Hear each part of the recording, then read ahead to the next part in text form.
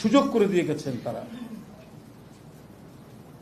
এই ব্যক্তিগুলো একটা নিরীহ মানুষ, যার কোনো স্বাক্ষর নেই, কোনো কিছু, যার সম্পর্ক নেই, জনগণের অত্যন্ত সমাদৃত জনপ্রিয় একজন নেত্রী, দেশ বিদেশে প্রশংসিত একজন নেত্রী, গণতন্ত্রের জন্য যিনি তার পরিবার, তার সমস্ত সুখ শান্তিকে বিলীন করে দিয়ে দেশের মানুষ এবং মাটিকে ছেড়ে যিনি যাননি, তাকে মিথ্যা মামলায় জাস্টিস আসাদুজ্জামান মিথ্যা মামলায় তার 5 বছর করলেন, সাজা দিলেন। তারপরে আবার হাইকোর্টে আরেকজন জজ এনায়েত সাহেব, তিনি আবার বাড়িয়ে দিলেন 5 বছর।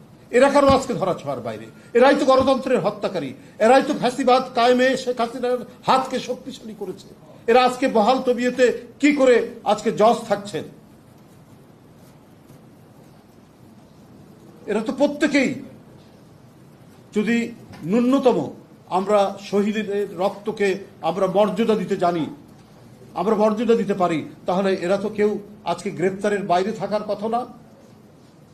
তাহলে কেন আজকে এই সমস্ত ফ্যাসিবাদ কায়েমকারী এবং প্রতিষ্ঠান ধ্বংসকারী এই ব্যক্তিরা বহাল তবিয়তে আছে? যদি দেশে না থাকে, পৃথিবীর যে কোনো প্রান্তেই থাকুক, তাদেরকে গ্রেপ্তার করা এবং ধরার দায়িত্ব হচ্ছে অন্তর্বর্তীকালীন সরকারের। সেই উদ্যোগ জনগণ দেখতে চায়, সেই উদ্যোগ এদেশের মানুষ দেখতে চায়। আবু সাইদের মতো ইংরেজি ছাত্র, আহনাফের মতো, মুগ্ধের মতো, আজকে চারুকলার ছাত্ররা পহেলা বৈশাখে মুগ্ধের সেই যে পানির বোতল এত চমৎকার ভাবে তারা একটা প্রতীকী হিসেবে তুলে ধরেছে, আমার এতই ভালো লেগেছে, এত অনুপ্রাণিত হয়েছে যে সেখানকার ছাত্ররা এই জিনিসটি তৈরি করেছে। কিন্তু আজকে সরকার এই সমস্ত যারা অপরাধীরা, সেই অপরাধীরা আজকে কিভাবে থাকছে? খায়রুল হক সাহেব যে অপরাধ করেছেন নিজের স্বার্থে, তারা প্রমাণিত আছে যে তিনি শেখ হাসিনার পক্ষে কাজ করলে পরে তিনি পুরস্কৃত হবেন। তিনি পুরস্কৃত হয়েছেন। তিনি চিফ জাস্টিসের মতো পদ থেকে তার ছোট পদে থাকার জন্য আইন কমিশনের চেয়ারম্যান হয়েছেন এবং তার চিকিৎসার জন্য শেখ হাসিনার ফান্ড থেকে, প্রধানমন্ত্রীর ফান্ড থেকে 10 লক্ষ টাকা পেয়েছেন। যারা একটা অবাধ সুষ্ঠু নির্বাচনকে ধ্বংস করার জন্য প্রচেষ্টা চালিয়ে গেছেন শেখ হাসিনার সঙ্গে, সেই রকিবুল হুদা এখনো গ্রেপ্তার হয় না কেন?